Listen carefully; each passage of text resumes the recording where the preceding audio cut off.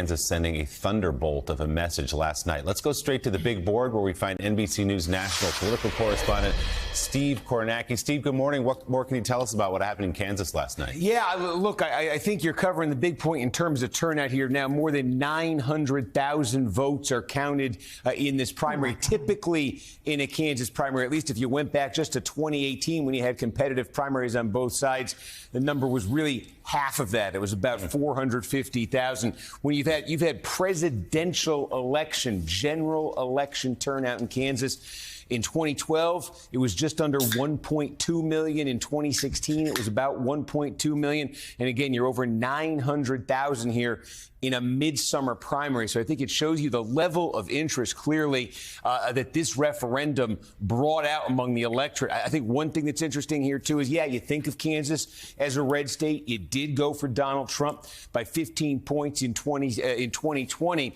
In that Trump-Biden election in 2020, 5 counties in the entire state of Kansas, 5 counties voted for Joe Biden. When Laura Kelly, the current Democratic governor, got elected in 2018, she won statewide. She only actually carried 8 counties. You can see the no side on this referendum is actually going to end up carrying 19 counties. So that is a much more sweeping verdict than even the Democrat who won the gubernatorial election in 2018 got. A couple things that stick out to me in this. First of all, to get a number up near 60%, where the no is going to land on this, there were some Republicans who voted in the Republican primary just mathematically and then voted no on this. So there was crossover voting in that direction, trying to figure out exactly how much. But that's an ingredient that had to be part of this. Another ingredient, though, is I think something that Democrats have been talking about politically since that Supreme Court decision to overturn Roe versus Wade. They have been saying that it would have a particular effect in the suburban areas of the country where Democrats have been making the biggest inroads over the last decade, particularly with college-educated voters, particularly with college-educated female voters in metro areas, in suburban areas. And so I want to call attention to one county here. This is Johnson County, Kansas. And actually, I mean, if you could just do the math in your heads, you could see this is the biggest in the state. This is a massive suburban metropolitan Kansas City county here. And the vote was overwhelmingly no.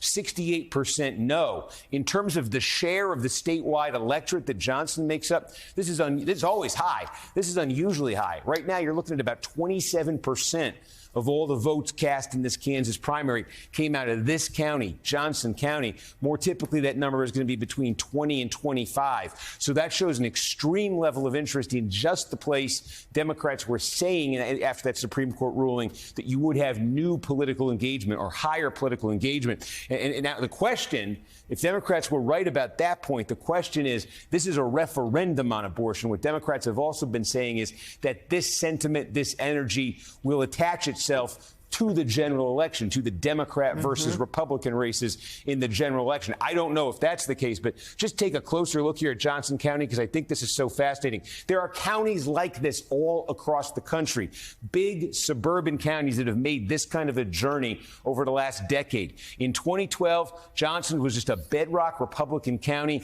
The Republicans won it by almost 20 points. In 2016, Donald Trump came along. Trump carried it, but by a vastly reduced margin. His presidency further alienated the voters in that county, and Joe Biden ended up winning it by more than 8 points in 2020. Now on this referendum, Johnson is a no by a margin of 37 points. And again, what Democrats have been saying is there are a lot of Johnson counties across the country, the suburbs of Philadelphia, the suburbs of Atlanta, the suburbs of Phoenix, places like that where Democrats have made similar inroads over the last decade and where they think this issue is going to be resonant, is going to give them a boost in the fall. It's a two-pronged arguments Democrats have been making here. I think on the first argument they've been making, they've got proof from what happened in Johnson County, Kansas last night that, yeah, this did bring out a lot of political energy in the suburbs, in particular in Kansas. The second argument they're making is that this will resonate as well in the partisan November general elections of Democratic candidates, Republican candidates. From a referendum here, we can't answer that yet, but that's what they're hoping for. We'll see if that's what happens. Well, let's look at just, Steve, if you can, let's look at the journey that the Republican Party has taken in this one county from Mitt Romney's election in 2012 to what happened last night. And this really underlines, we had reporting that Donald Trump was just aghast when Republicans started passing the anti-choice laws in Texas, also very concerned that he would be hurt in the areas where Republicans were already bleeding support. And sure enough, I think a lot of Republicans needed to be concerned about that, because look at those numbers again. You brought it up. That it's incredible. In a decade, in just one decade, from Mitt Romney's election night to last night, Democrats have lost Republicans have lost 26 points in this county. Of course, we're comparing apples and oranges a bit here, but you look at Mitt Romney's 57% and you look at the Republicans' 31% last night. That's pretty incredible.